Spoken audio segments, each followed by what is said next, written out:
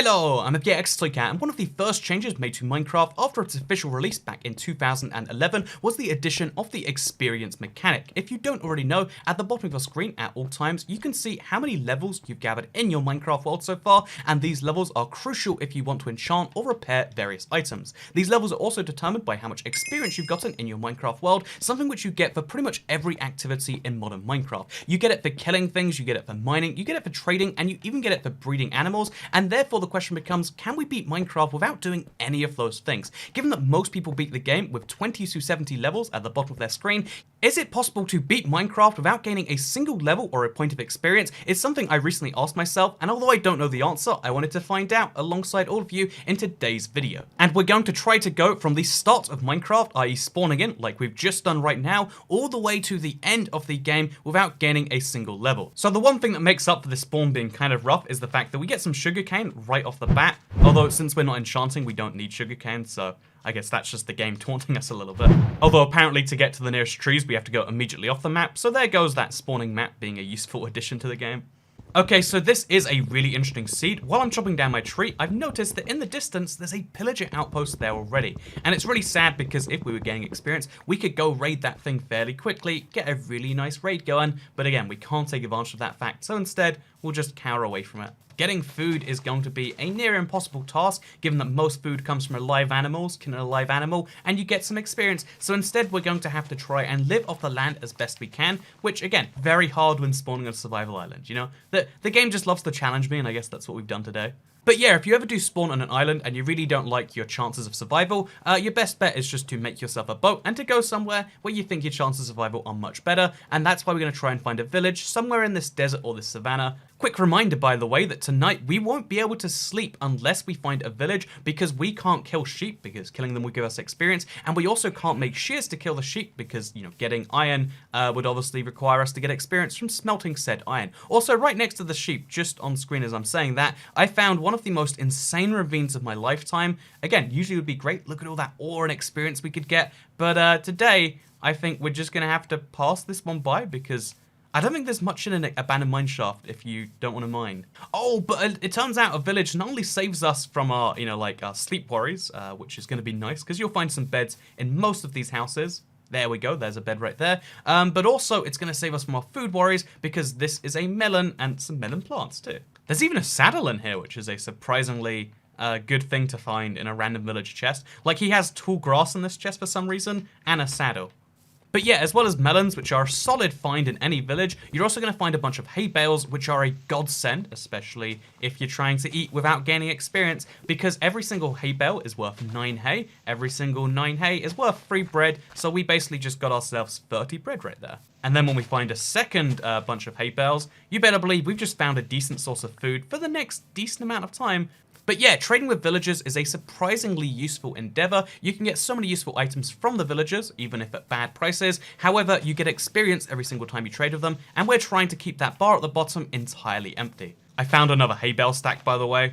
I think we've got food for, like, a decent portion of the game from this one village now. Also, we're covered on armor because I found a chest in this one guy's house where there's just some leather boots chilling here. Surviving is nice, don't get me wrong, but if we're going to want to defeat the Ender Dragon, we're not only going to need to survive, we're going to have to thrive. We're going to have to do really well, and that means we're going to have to make a small little upgrade to stone tools. Stone is as far as we can go by ourselves on the tech tree without, of course, requiring any minerals to be mined, which would take experience, so we can get all stone tools, which is better than having nothing or just wooden tools. So that's why we're going to use this wall right here, which has no ores in it, and we're going to get all of the stone we can for making various different stone tools. Because we're not only going to need stone tools, we're going to need a lot of them because stone tools come with a really short durability. It's just over 100 blocks mined or mobs hit or, trees chopped down in this case before these items go to waste. So we need to get ourselves a lot of cobblestone, which we might as well do while mining down a little bit.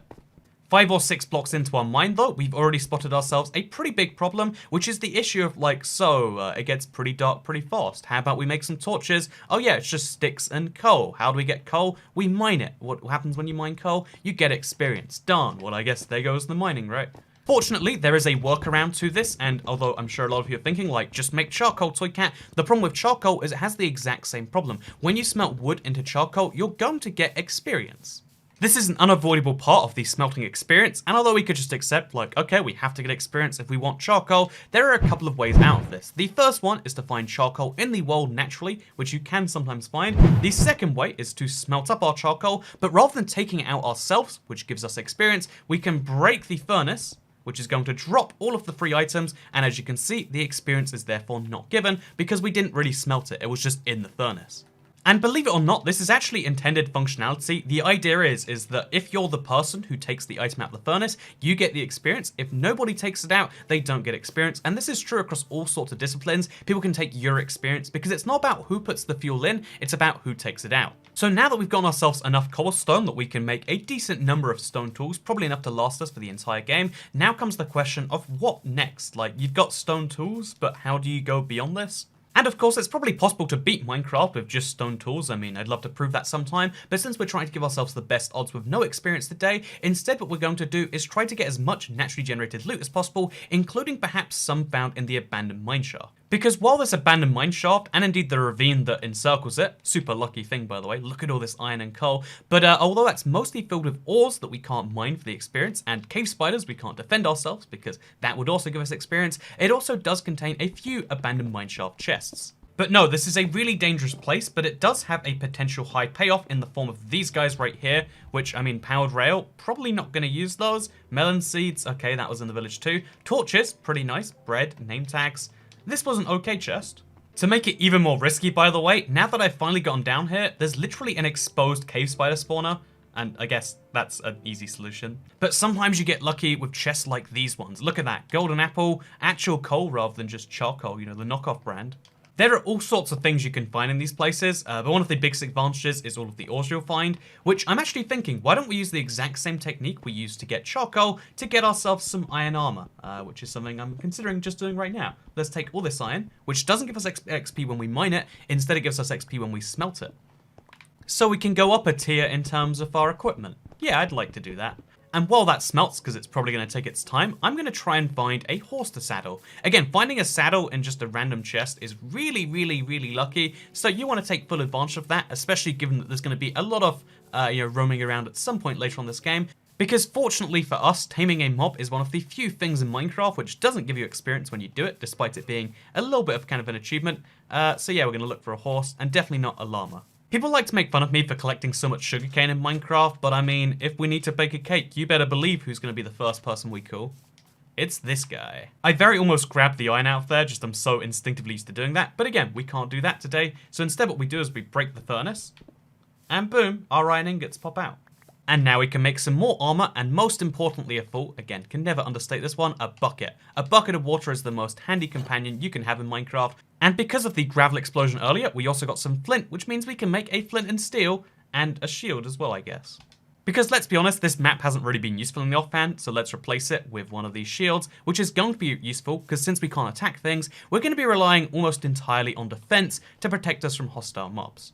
So finding a horse is turning out to be a little harder than I thought so far. Like, I just figured, okay, savannah biome, that's where horses spawn. We'll find a horse eventually. I've been searching for quite some time without finding one, and it's going to be crucial for the next step in our plan because, again, gotta make sure we don't get experience, which means we're going to need some specialist items to deal with the nether. So I found a baby horse, so I guess I could just watch the baby horse until it grows up. It only takes about 10 to 15 minutes max, and it looks like it's somewhat of the way there. So yeah, given the amount of time it takes otherwise, let's try and feed it some bread. By the way, just in case you're upset that you can't watch 15 minutes of Toycat watching a horse, you actually can in the link down in the description. One of the things I do to prove that these are legitimate runs, because some people question like, oh, what about the bits that you cut? And why didn't you just upload a 9-hour video? Well, what I upload is the first, couple hours of gameplay or so you can just watch that raw if you want to prove that it's legit. They're not very entertaining hours because you watch me watch a horse blankly, but it is something that exists down. Okay, so this is an issue I wasn't expecting to deal with just yet, but since my horse is still trying to grow up, I found an enderman, and this raises a very fun question. How do I get ender pearls without getting experience? Endermen give you some of the most experience of any mob in the game when you kill them, and we need none of that. So my plan here, knowing that an enderman has 40 health, and that a stone sword does 5 damage? Yeah, 5 attack damage. We can attack this guy, let's say 5 or 6 times, just to be on the safe side. And then, no. Okay, I killed the enderman. There is some experience somewhere. I don't want that experience. Luckily, he died up there, so I didn't get it. But yeah, he was weakened, which is a problem. I want to know if there's an ender pearl, but I have to do so from a distance. So to avoid this experience, we're literally digging ourselves a tunnel. Okay, so there is the experience. If you don't know Minecraft, it sticks to you, it runs if you get anywhere close to it. And my horse is running into it, because of course it is. Aye, we did it. And it's such a fast horse, my god. Even though this horse is crazy fast, it has good health and, wait, a moderate jump speed. No, this is mediocre, let's be honest. If there's one thing I've learned from this entire experience, it's that you should never, ever, ever, ever just wait for a horse to grow up unless you're desperate and you've searched for an hour already. It'll always be faster to find a new horse in 20 minutes than to wait for one to grow up. And now we're going to go looking for some of the niche ingredients we need if we're going to get this run done without using any or getting any experience. So the first thing is surprisingly a desert temple. You might not predict this one. And if you don't know, below every single, desert temple, you're going to find yourself some very, very handy TNT. 9 of it, to be precise, which will kill you if you're not ready for it, and probably has killed everyone at least once. And just like that, we've got some TNT, we've got some gunpowder, we've got all the good stuff, and now we can hop out. So that was a surprisingly easy find, actually. I mean, desert temples aren't amazingly rare, but finding a desert big enough to contain one, or apparently in our case two, is kind of rare sometimes. Should we go for the second one anyway? Oh, an enchanted golden apple. Heck yeah. We're doing good on the rare loot today, you know. I'm going to name the horse Amateur, by the way, because it doesn't have much experience. And like this run, that's what we like about it. So yeah, it's Amateur the horse. So this wasn't on my list, but we found a village with a blacksmith too just over here. Apples? No. A saddle? Probably not. An iron sword? Sure. No! The horse had so much health. How did the bread kill it? Well, I got experience from the horse too. Why did the horse die? Why is that? Ah! This is frustrating on so many levels. So many. So as I was saying an hour and 20 minutes ago, hard difficulty, blank seeds, so we don't know what we're getting ourselves into. Let's do this, shall we? I'd say we learned so much from last time, but honestly all I learned is that Minecraft Bedrock has a bug that makes you do way more damage with your fist. Wait, no way has this just happened? I was wondering, like, what are those blocks I'm seeing in there? I think what has actually happened here is a fossil has spawned in the middle of the desert temple. What the heck is this? I have never seen anything at all like this. I didn't know this was close to possible, but apparently you can just find that way. When you discover something like this through Seed Sunday, it's already like astounding the odds of like these two things colliding. When you find it just in a regular survival, when you're trying to do something else, it's even crazier. What are the odds of this happening? Very, very, very low. This shouldn't have happened. I have difficulties believing this did happen, honestly. There's a lot of stuff we basically just have to repeat because of that very tragic death. I still don't take full responsibility for, you know, Minecraft Bedrock. What's with the random bug that just came out of nowhere? There's just too many bugs to keep track of, that's the problem. Like, when there's a famous bug in, you know, any other game, it's like, oh, watch out for that. When it happens in Bedrock, you're like, oh, which famous bug? Oh, number 68,208. Ah, yeah. Like, there are many wonderful things about the Bedrock edition of Minecraft. That's why I play it on this channel. But, you know, the quality of the bug testing or the QA or whatever you want to call it is not necessarily that. The good news is I've not only found one horse, but I've actually found 3, so I can actually give this horse a whirl. He's got lots of health and he's fast. Probably the horse I'm going to go with, actually. But just to check, make sure. Yeah, this is a terribly slow horse. Okay, not only can this horse go fast, not only does it have 12 hearts, but it also jumps super high. Oh, that was a bad example. But it also jumps super high, or, you know, at least above average height, which is great. Knowing what I know now about how punching works, I could probably just punch him, do some serious damage that way, and then try the same thing. Oh no, we need like a flint and steel, something to finish him off with. So I just found something very fortunate. It's a mysterious trader. Not that I can trade with him, and not that I can even kill the llamas, but if you push them a far enough distance apart, the leads, which tie them together, should eventually break, allowing us to get one of the items we otherwise couldn't get, a lead. This requires slime and string usually, but today we've gotten it just by finding one of these mysterious traders.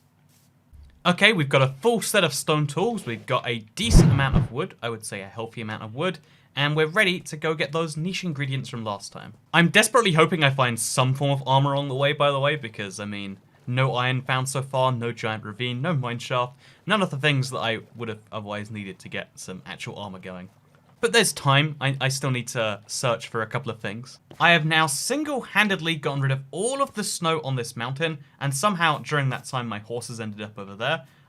That's the downside of having such a fast horse, I guess. But yeah, we're going to take this snow, we're going to compact it down into snow, blocks for the most part, because you can turn snow blocks back into snow, and it takes way less of your inventory. So that's what we're going to do. So I have a theory that on my map, you can see those red splodges if you look really closely on the left-hand side. I reckon those red splodges are a ravine, and I need a ravine to get some iron. So we're going to head there while we look for the second secret specialist item. Pro tip, by the way, horses really like going walkabout on you, so try and keep them locked in. Since we're in pro tip mode anyway, fun fact, you can actually survive a fall of unlimited height into water, which means when you see a big ravine like this, you can get straight down to the bottom if there's even a tiny spout of water in there. So then we can obviously work our way back up to the top from the bottom, taking all the iron ore we find along the way. It's always a bit nerve-wracking when you're walking along the side of something with like a diagonal block across, but you can do it just fine every time, never feel nervous about it. Oh god, okay. Oh, there's diamond down there, by the way. I can't mine diamond because it gives you a lot of XP when you mine it. By the way, even excluding the bits I couldn't collect because I ran out of pickaxe to do so, I got 33 iron ore from this one ravine. Anyway though, the search for the pumpkins continues. The best biomes for pumpkins, if I'm not mistaken, is the taiga biome because villagers will spawn with a bunch of those in there, but you should be able to find pumpkins in pretty much any biome. Aha! A pumpkin. Literally one pumpkin, which is enough for us, but still a pumpkin. Better than no pumpkins. Worst case, you can always craft a pumpkin into pumpkin seeds. I prefer to find more pumpkins, but I think, given the amount of time it took to find one, that might be unlikely. Hey, the good news is to the south we found a lava pit, which is essential going to the nether, and we've also found another village. And since I don't really need to call that desert that I went to home anyway, I guess we could just stay here for the rest of the run. This seed seems absurdly unlucky for taiga villages, by the way. I've gone through 2 entire biomes now, and I've yet to see even a trace of one. Or even just a lonely pumpkin chilling by itself, but preferably an actual village filled with them. So yeah, an hour of pumpkin searching, and I have this to show for it, just the one lonely pumpkin. However, we can make the best of this situation. We can turn our pumpkin into pumpkin seeds if we want. We can get 4 of those, then we can plant these down really, really quickly, instead of the carrots the villagers want. I do have to say it is very satisfying seeing my experience bar having literally nothing on there, especially after that mess up from the last, try. Although I've only just now noticed I don't have the flint that I need for a flint and steel. In fact, I don't have gravel either. So I'm going to have to do that thing that every now and then we have to admit, gravel is very slightly useful. I need 1 block of gravel for this entire run. So this begins our epic journey. Can we find gravel in Minecraft? So now I'm going to turn the gravel into flint while staring at my pumpkins, hoping that they magically grow while I do so. And there we go. We've got some flint, and therefore we're good for the game.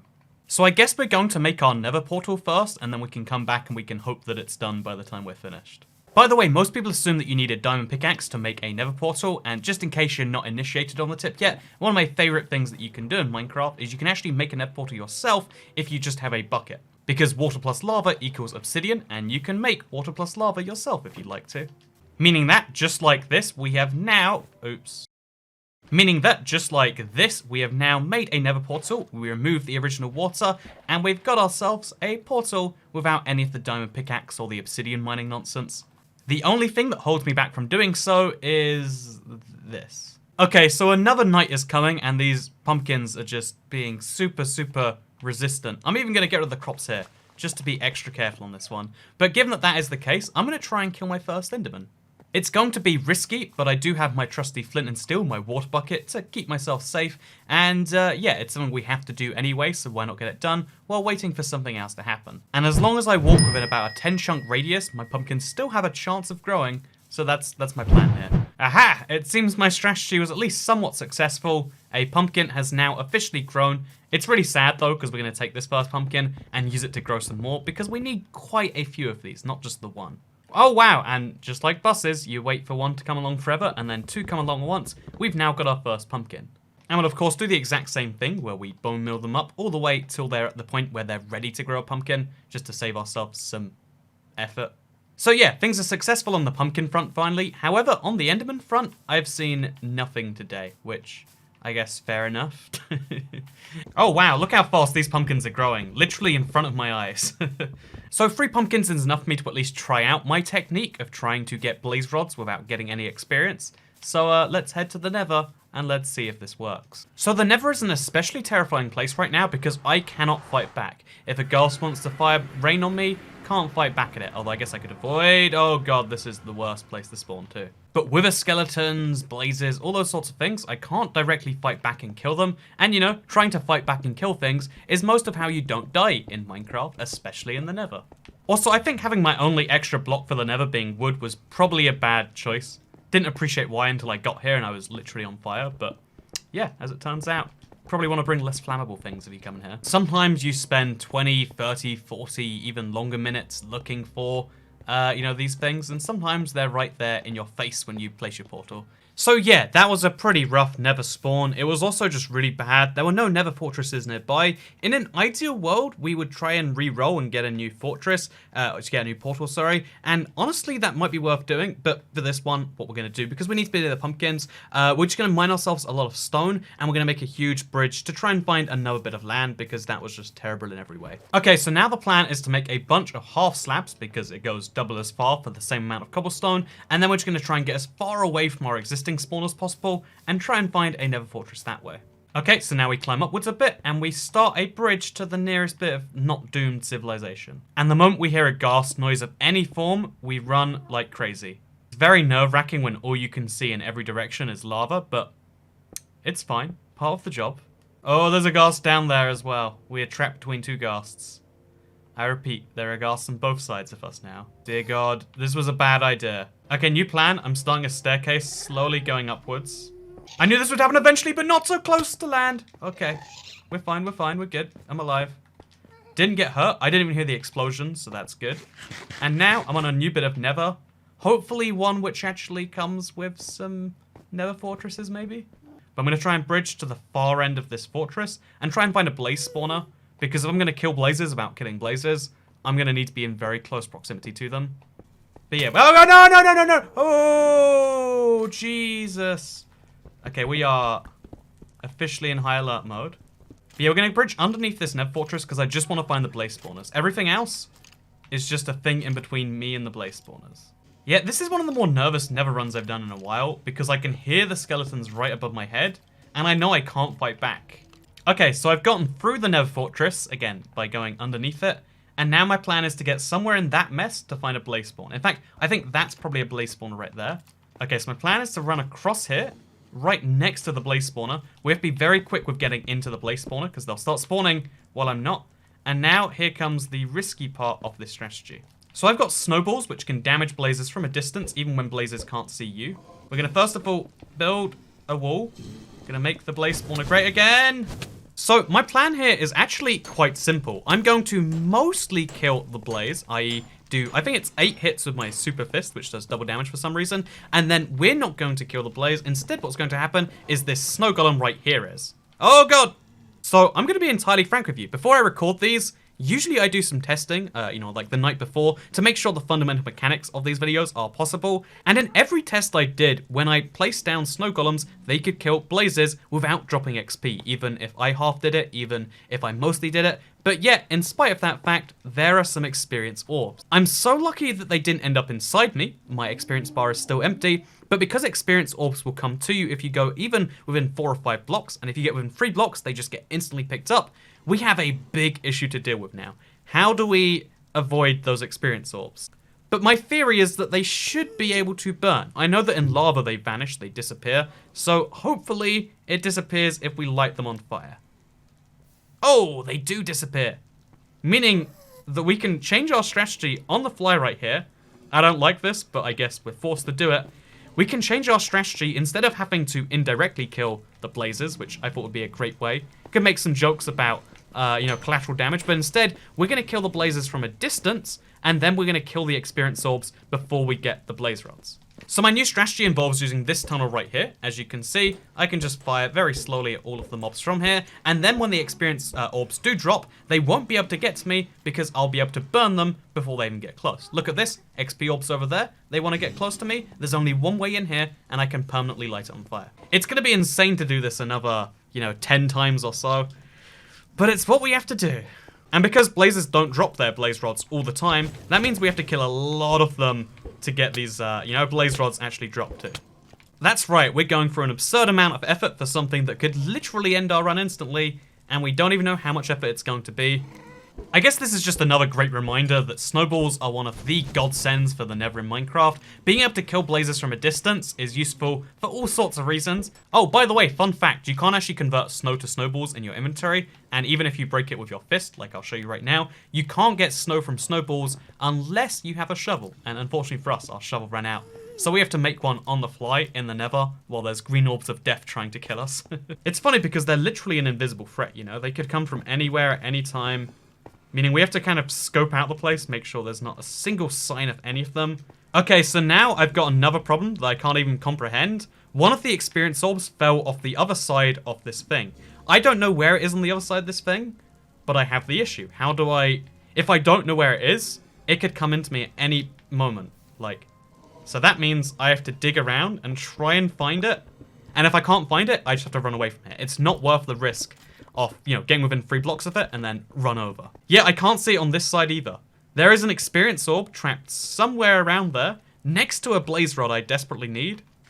But in spite of that fact, as insane as this sounds, we just have to leave that entire area behind. So we have to find another blaze somewhere else, or another blaze spawner, if we're lucky.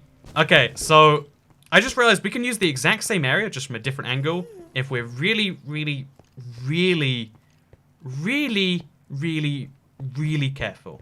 Again, we've got to make sure no experience orbs spawn, but if we attack them all from a distance, just like this, we can kill them, and we know where those experience orbs are, so we know we're safe from them. So let's do this. Yes, 2 blaze rods. Okay, as long as I don't pick up these XP orbs, and as long as these blazes don't kill me on the way, this run could have ended for something that was entirely unpredicted. And that's the great thing about Minecraft. No matter how much you know, unpredictable things still happen. I mean, especially when you play Bedrock. But unpredictable things happen regardless of your platform, and that's a cool thing. Anyway, now we've got 7 blaze rods. I'm feeling good. I'm feeling lucky. Let's get out of the Nether. We finished one of the biggest tasks, and we came very close to the brink a couple of times. Okay, so here's another tiny risk of death situation. If it is a regular skeleton up there, and if he's not on the side that I hear him from, run over. Let's do this. Let's do this. Oh, okay, let's check behind us. It was a skeleton, and it was on the right side. Okay, thank God. I was correct about hearing a skeleton, and I'm so glad I trusted my instinct there. By the way, I really love the way this little staircase turned out. It wasn't meant to be pretty, and it definitely isn't pretty, but it's nice, right, for something I made on the fly while basically on the brink of death. Okay, it was a scary experience from start to finish, quite literally, but we have beaten the Nether in Minecraft.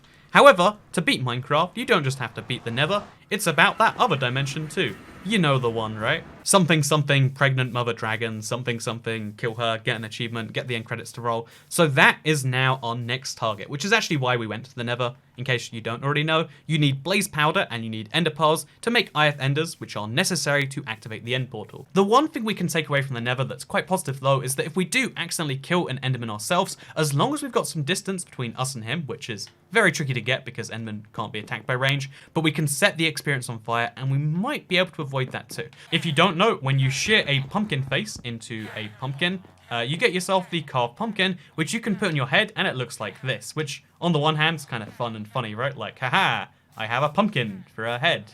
Very funny stuff. But the other reason this is so handy is because you can also use this to avoid looking at endermen. They do not register your stares at them when you have a pumpkin on your head, which might just come in handy. I don't know, it's always worth keeping in mind. Okay, so we're taking the horse out tonight, we're going looking for endermen, and we're going to try our exact same strategy. Again, I'm really, really nervous because oh, an enderman literally just over there. How lucky. So the plan is attack the... oh man, please stop ruining my life, drowns. But the plan is I'm just going to stay here, and the guy's going to just keep walking over and over again into the river. There's 3 of them now, there's so many Enderman. If this was any normal run, I'd just take this as a field day. But today, things are trickier. But yeah. And then maybe we set fire to him as well. It's funny because both fire and water are angles of attack today. He's gone so far in there. Oh, as you can see, Enderman on fire doesn't even care about me. Doesn't even consider that I did it. Boom, Enderman dies. No experience that I can see. I'm going to stay away from it anyway, though. So I think that's a pretty effective technique. Or, not effective, but it's a working technique. Okay, and then the rest can be done via fire. Which is kind of funny that water and fire is the mix again. But then we're mostly good, because eventually the Enderman just unaggros against you. He just realizes, you know what, there are bigger things to care about in life than you. This is when we set the Enderman on fire, and then the Enderman dies, not leaving an Ender Pearl again. Okay, here's Enderman number 3. We're going to try the exact same thing again, and this time, just by law of averages, we should get an Ender Pearl, right? That's just 50% chance, 4 times in a row.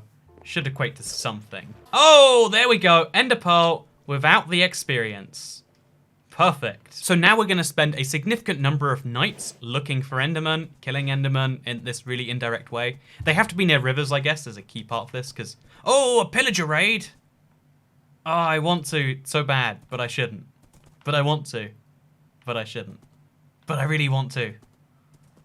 A totem for 9 would be so cool, but the number of risks I'm going through for something that's not essential. So that's what we're going to do every single night. We're going to spend the entire night looking for Enderman, and maybe even some of the day. And then during the day, at least for our first few days, we're going to go looking for the stronghold. Because now we've got an Ender Pearl, we can turn it into an IF Ender, and we can use the IF Ender to search for said place. If you don't know, the stronghold is the place that contains the end portal, and I have a hunch, because in Minecraft Bedrock it's often under villages, it could be under this village right here. So I'm going to head very distinctly to the south, into a nice plains biome, get on a very nice, clear place where I can see my surroundings, and then I'm going to throw the IF Ender and see where it lands. Oh, no, it's over there. So that direction... Oh, it blew up! That's the worst feeling. Now when we see this village, which is perfectly in this direction, by the way, we can be, let's call it 50% sure, maybe a little less, maybe a little more, that this village contains underneath it somewhere a stronghold. Oh, 3 diamonds. Perfect timing for it too, actually.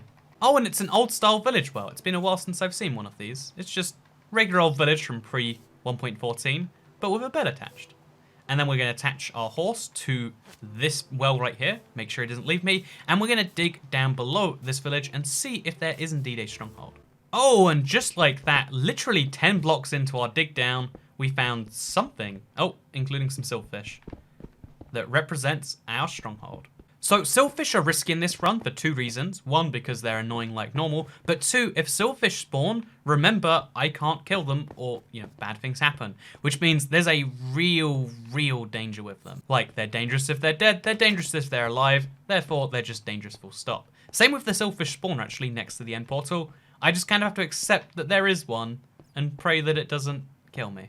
So yeah, one of the first places I love finding in a stronghold is usually the, bookcase rooms, because they contain so many wonderful chests with great enchantment books. However, we can't equip those enchantment books. Okay, creepers are also dangerous because they blow up, causing silverfish to spawn. I've said this before, but my pro tip for strongholds, to make sure you don't loop back over yourself, because they look very same-ish, is to always block up an entrance after you've been through there.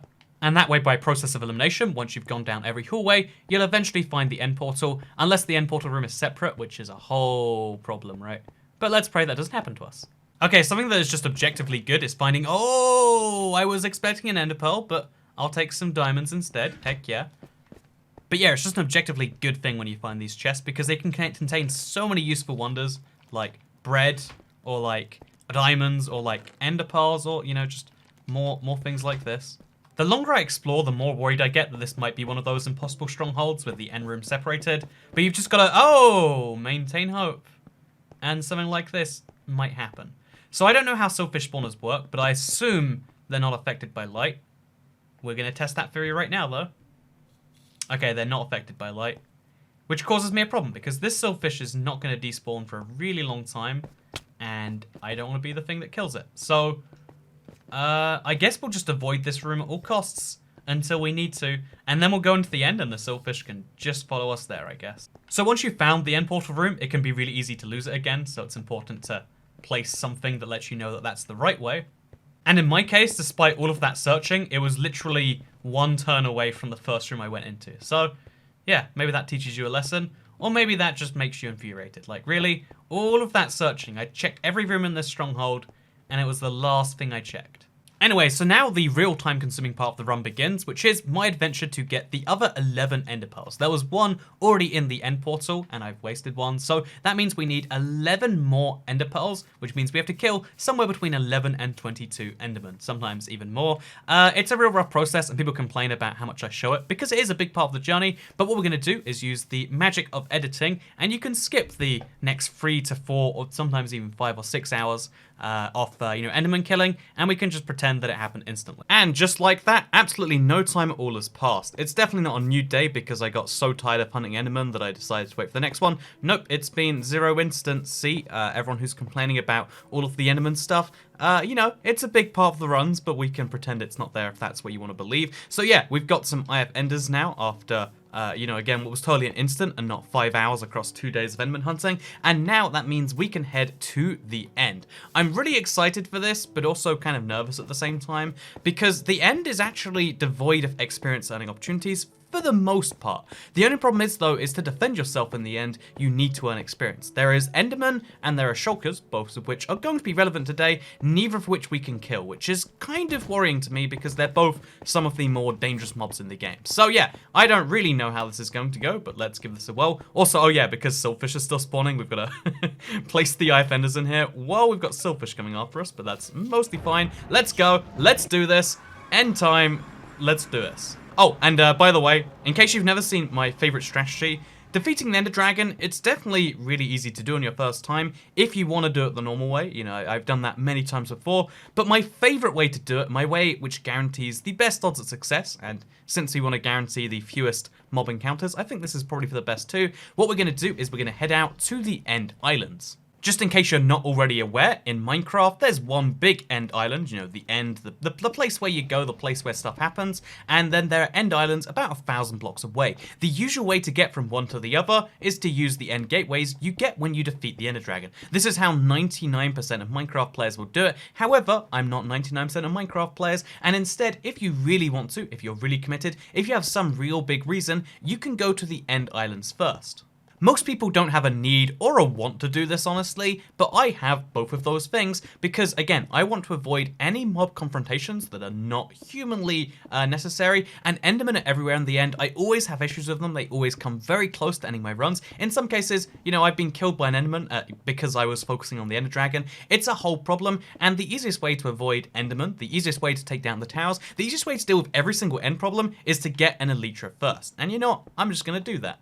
Which is the reason, by the way, we brought all of this wood with us to the end, because we can take a stack of wood, turn it into this many planks, then turn that many planks into this many half slabs, which will get us some serious distance towards that 1,000 blocks. By the way, fun fact, just in case you didn't know, in Minecraft Bedrock Edition, which is every version that just says Minecraft, basically every platform but Minecraft Java, what you can actually do if you want to is you can place blocks directly in front of you, just like this, by placing where the blocks should be. It's a really intuitive thing in my opinion, rather than having to creak over the edge just like this. It's really much better and much more intuitive to just place in front of you, and it's a Bedrock feature. It doesn't work on Java, but it works on, again, every other version of the game. So you should be good. And by every other, I mean excluding console edition, but that's a whole separate thing. But yeah, that's how we're going to get from all the way over there, which is now just out of view, to the End Islands, which is still another 600 to 700 blocks away. And just like that, through the power of editing magic, we're there. Although we're not actually quite there. We've got this many slabs, about 4 stacks, to try and get us all the way over there, and I'm not quite sure it'll make it. This is going to be a real photo finish here. Okay, it looks like we made it with just over a stack to spare. 70 blocks. If it was more than 70 blocks further, I'd have had to go through some drastic measures. I don't know what they'd have been, but I'm glad we don't have to. And now instead, we're in the End Islands. So from here, of course, our job is to find an end city with an end ship. That's easier said than done, but at least while we're here, we have pickaxes. Oh, pickaxe singular. Ooh, yeah, that's something I didn't properly consider. we got some issues. But we have a pickaxe, and hopefully that's enough, actually. I think we got incredibly lucky because our first end city has an end ship. It's about like a 50-50 swing on getting that one, so we're pretty lucky there. Oh, and I've triggered an Enderman already somehow. I don't know what I did. I don't know what I did. An Enderman is very upset with me, though. So there are two ways for me to get up to that end ship, right? I can stack myself up. This is the safest way if I do it away from the end city, where I won't be hit. Or I can deliberately use the shulkers and their attacks to get up there. Given that I only have iron armor and I can't get better because, you know, the whole diamond thing, I think it might be smarter to avoid being hit on purpose. Just for extra safety so something horrible doesn't happen, we put the pumpkin on, and now we start stacking up to that thing. So of course, it goes without saying that there's always a lot that can go wrong here, but that's why we're going to minimize it. We're going to come in from underneath, we're going to get the elytra, maybe open the chests, and then just get straight out. No attacking shulkers, none of that stuff, just immediately equip that, you know, bad boy on my chest plate, and then get out of there. So you see there's a couple of, no, there's one shulker box there. All we have to do is get this elytra. Please, elytra, come to me. And then we're going to take whatever we can get. Diamond leggings will really save my life here. And these diamond boots might do the same. And now we're getting out of here. Now we're getting out of here. We're going to deliberately stay inside because otherwise we're going to float up and damage is going to happen. But otherwise, that was actually pretty solid. Oh, God. And now just be safe. We put this back on. And we put our new armor on as well. Look at this. Mending and unbreaking. This would be so good for survival. It's worthless for a one-off. I mean, near worthless, I would say. And then feather falling, which is surprisingly useful in case something goes wrong with our elytra. So yeah, we sacrificed a little bit of armor to get this. I would actually go as far as to say, you know, since there are so many good things only really found out here, why don't we go ahead and try and find a diamond helmet? It might make the difference. So yeah, because I have feather falling, it's somewhat safe to do this. Although those could be famous last words, of course. We're just going to run inside. We're going to ignore everything. And we're going to try and find one of these rare, super great chests. Okay, there's a diamond helmet. Wow. Literally the thing I needed. There's also a diamond sword in here, which I'll take, right? Like, I think that will make a big difference. Being hit over and over again, is that fine? It looks like it is, because of my diamond stuff. And yeah, projectile protection. I don't know which dragon attacks count as projectiles, but I mean, I imagine because she's a dragon, a lot of them probably, right? Okay, we're ready for this now. We've got full diamond armor, enchanted too. I mean, it's all enchanted badly, but it's enchanted. We've got a diamond sword. Don't forget. Oh god, we're flowing. We've got a diamond sword to boot. I really hope my elytra works. I really hope my elytra works. Pray I've got it equipped. I pray I've got it equipped. Should we check? Let's check. Okay, we're fine. So now we're going to fly back, use this extreme height to our advantage, and go back over here, back onto our long bridge, because I don't actually have a crafting table or enough wood to make one, and we need that crafting table. So we're going to head back over there. We're going to pray there's no enderman trying to kill me, which of course there is. So you might be wondering, why do I need a crafting table? I just got everything I would ever want for free, right? Like, you know, why craft when you can be given things? So yeah, there's one very crucial recipe, which you'll notice I referenced earlier in the game. I'm taking all that sugarcane I collected, that absurd amount of stuff that did nothing for me, we're turning it into paper, and now we can use that with our gunpowder to make a limited, but you know, fairly hefty number of fireworks. That's right, 31 firework rockets. Let's do this. With these, we can now fly wherever we want, including around the Ender Dragon over and over again, which is going to be great. Also, this is very nerve-wracking to do, but it means instead of walking along this scary pathway and fearing falling off, I can deliberately jump off and we can fly up and over this. Now we get our TNT out from earlier. You're going to notice that comes in handy as well, because we're going to use this to do some real magic over here. So you notice how there's always, you know, two of these, you know, towers, which are a lot harder to take down than the rest. Well, oh god, we did not want to be inside one of these. Oh god, this is wrong. This is not okay. This is not okay. This is not okay. I'm always terrified of flying around because the dragon can hit you in midair, and you can hit the dragon, and neither situation is actually good. Light it on fire, and we can just fly away. Boom! Tower number 1 down. And there's always a second cage tower, and you know what you can do with this one? By the way, this is a really good end spawn, like, of all the things to enjoy about Spawn, most people don't enjoy the end, but this is a great end for first-timers, because the cage towers are some of the lower ones. I'm actually going to fly a little bit outside of the end. Oh god, like I said, nerve-wracking, because I need to make some snowballs. I have not accounted for this yet. So what we're going to do is we're going to grab the snow blocks, we're going to grab the shovel, and we're going to make those snowballs. Because we need to take down the rest of the towers, which you can do with TNT. Oh, Lord! If I didn't step backwards, I think I'd be dead right now. Anyway, we need to get rid of just random individual objects. We need to get a lot of snowballs out. And we need to be ready to take them down. by doing a little bit of a drive-by shooting, but with snowballs instead, which is adorable. Again, regular drive-bys, not adorable. Snowball drive-bys, oh, isn't that cute? Playing Minecraft with the snowballs. And now what we do is a little risky. Try to take down all these towers using snowballs. It's really hard while you're flying because the momentum of the projectiles is really messy. In fact, this is even a situation where we're going to take off the car pumpkin and we're going to put this one on. We might look at Enderman, but it's worth it for the precision we get because we need to be looking accurately dead on to take down these things. Just like this. Ooh, okay. Another one bites the dust. Oh yeah, look how fast we're taking down these towers. See, this is why it's worth spending the 10 minutes to go outside. What you lose in the time of just like the endless void walk, you make up for easy in how fast you can take down these towers if you know what you're doing. Again, this is with 0 XP. This is with, you know, like the armor I found in the end city. It's easy and it's done now. We are good. So now we're gonna re-switch helmets one more time, hopefully for the last time. We're going to trade out these snowball for a health potion, just in case something goes wrong. And we are going to fight this dragon until this dragon is dead. So yeah, now all we have to do is kill the dragon without being killed by either her dragon breath, her dragon acid, or one of the endermen. You know, there's lots of potential risks here, but I think we've done a pretty good job at minimizing them. Eyes on the dragon again. I can't see anything, by the way. I know you can't, but I can see even less on my screen. Oh, that's why you have the health potion. That situation right there is why you have the health potion. Because the dragon does not play fair. And that's also why we have a second one. Oh, see that? Having a elytra. No! No! Well, that's the run over. Is it possible to beat Minecraft without getting any levels? Clearly the answer is no. I think we proved it pretty handily right there. The elytra didn't activate. There's this weird Bedrock glitch where you can't activate elytras under certain, momentum conditions, and that was one of them. I should have been able to. I had the defense mechanism, and I'm gonna say, court of, public opinion right here. I'm gonna say that, you know what? If I should have been able to do something, and if it's a bug, the reason that I didn't, one, I would say that horse ring from earlier was kind of BS, but this definitely, right? Like, the reason, I even specifically mentioned that was a thing you could do, and it is a thing you can do. It's very easy to avoid, and everything should have worked there. It had feather falling, but it didn't. So you know what? We're gonna go ahead and nullify that one. You know what the worst thing about dying is? You lose all your experience. It's terrible. It takes so long to get it all back, right?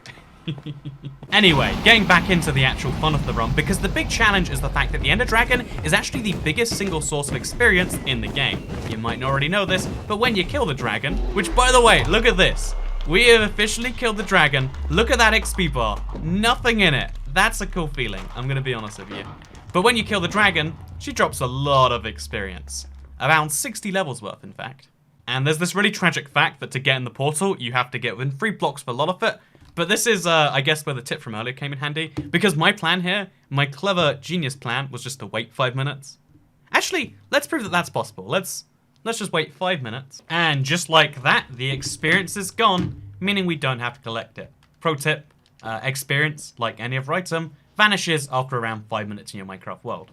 In fact, we have the exact timings. How long did it take? Editor potato. I was going to say like potato man, but that seems a bit weird. But saying editor potato makes it sound like I'm talking to a potato who edits my videos. Which is not the case, by the way. He is a person, I believe. Anyway, here you can see, we can also pick up the dragon egg if we like. And you know, I think I would like to pick up the dragon egg. Oh, never mind. I've got more pressing matters to attend.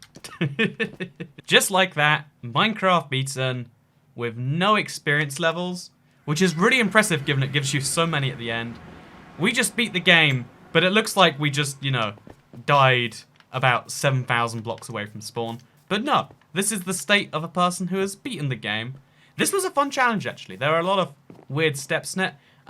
This time I tried to keep things very edited down, slim, etc. Because the last one was such a long video, and that was after we edited down from just over an hour. So, yeah, I hope you all enjoyed Minecraft without getting any experience. It was a super fun run that if you all enjoyed, you can like the video. It's now 2 AM the next day.